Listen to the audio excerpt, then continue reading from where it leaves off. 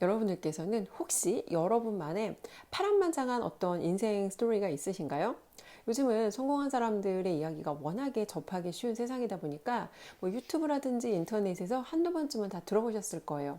자수성가를 해서 부자가 된 어떤 사람, 아니면 흑수저 출신으로 굉장히 큰 성공한 사람, 이런 사람들 모두 다 공통적으로 가지고 있는 거 한 가지가 있는데요. 오늘은 이것에 대해서 이야기를 해보려고 해요. 안녕하세요. 마리영TV 조은숙입니다. 저는 만 10년 동안 영어 학원을 운영했던 학원장이고요. 현재는 마케터로 새로운 일을 하고 있어요. 오늘은 성공한 사람들이 모두 공통적으로 가지고 있는 이것에 대해서 이야기를 해볼 텐데, 여러분들께서는 이게 뭐라고 생각하세요? 바로 자신만의 역경을 극복한 스토리예요.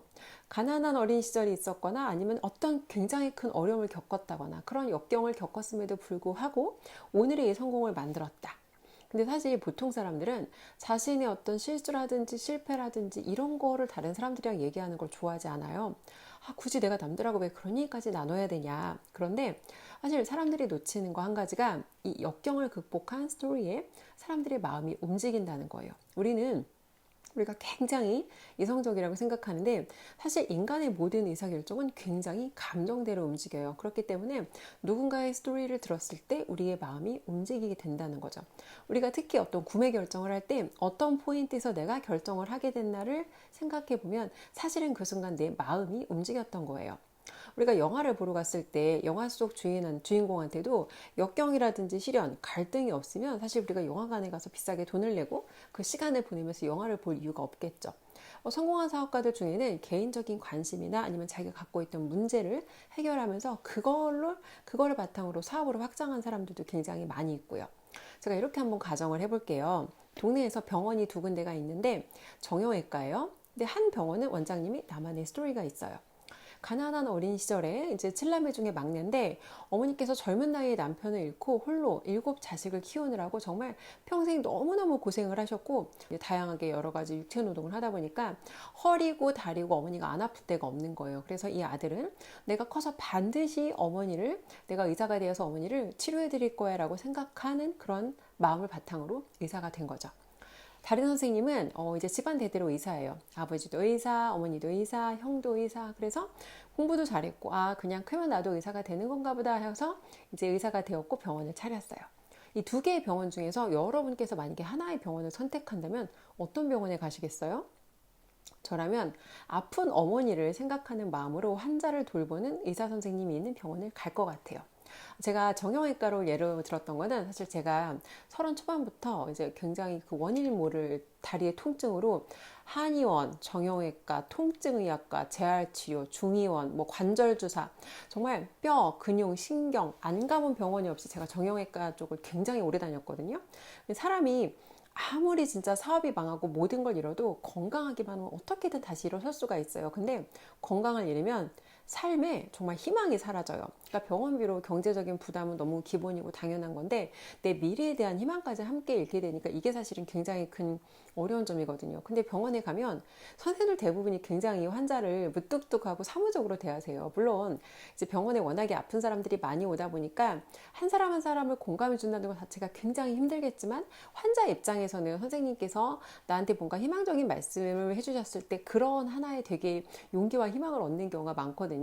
근데 당시 제가 병원에 다닐 때 진단이 나온 게 아니었어요. 병명이 없이 통증만 있는 상태라 그냥 물리치료에 의존할 수밖에 없었거든요.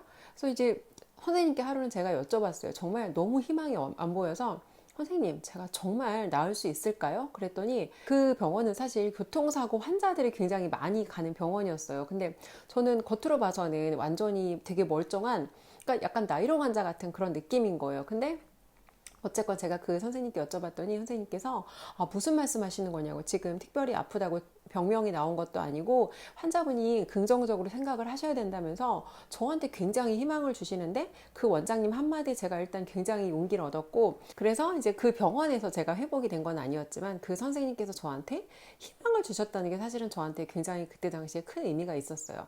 근데 누군가는 공감 능력을 타고나는 사람도 있는데 살면서 내가 한 번도 경험하지 못한 걸 이게 내가 상상으로 공감하는 건 굉장히 어려운 일이거든요. 예를 들어서 제가 이제 학원을 10년 동안 운영했다고 했으니까 일반적으로 고학력자면 잘 가르치겠구나라고 생각을 해요. 좋은 학교로 나오신 분들, 자기가 공부를 잘한 건 맞는데 내가 공부를 잘한 거랑 잘 가르치는 건 사실 굉장히 다른 일이에요. 좋은 학교 다니는 분들을 많이 모셨는데 이제 그분들께서는 내가 공부를 못했다가 잘하게 된 케이스면 좀 괜찮은데 원래 내가 이해가 좋고 머리가 좀 빠른 편이야. 그래서 공부를 잘하신 분들은 여러 번 설명해야 되는 아이들을 이해하는 것 자체에 굉장히 어려움을 겪으시더라고요. 그래서 내가 어려움을 겪어봤기 때문에 누군가의 마음을 이해하는데 더 도움이 되기도 한다는 거예요. 그래서 우리는 모든 면에서 사람들이 더 완벽한 사람을 좋아할 거라고 생각하는데, 물론 업무적으로는 당연히 전문성을 가지고 있어야겠지만 어떤 인간적인 면, 어떤 성격상의 결함이라든지 아니면 나의 인간적인 면을 좀 솔직하게 드러낼 수 있어야 훨씬 더 매력적인 캐릭터가 될 수 있다고 생각해요.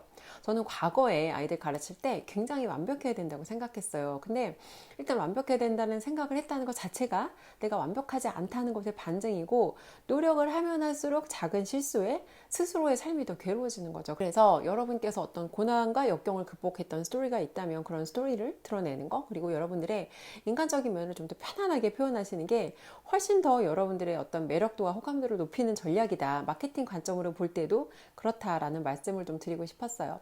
그리고 업무적인 어떤 습관이 일상과 연결되는 경우가 되게 많잖아요. 그래서 여러분들께서 조금 더 가볍게 살 수 있는 팁이 될 것 같아서 오늘은 여러분들의 스토리를 꺼내고 여러분들의 인간적인 면을 조금 더 드러내서 조금 더 가볍게 사셨으면 하는 마음의 영상을 공유했습니다. 네, 오늘도 시청해주셔서 감사합니다. 행복하세요.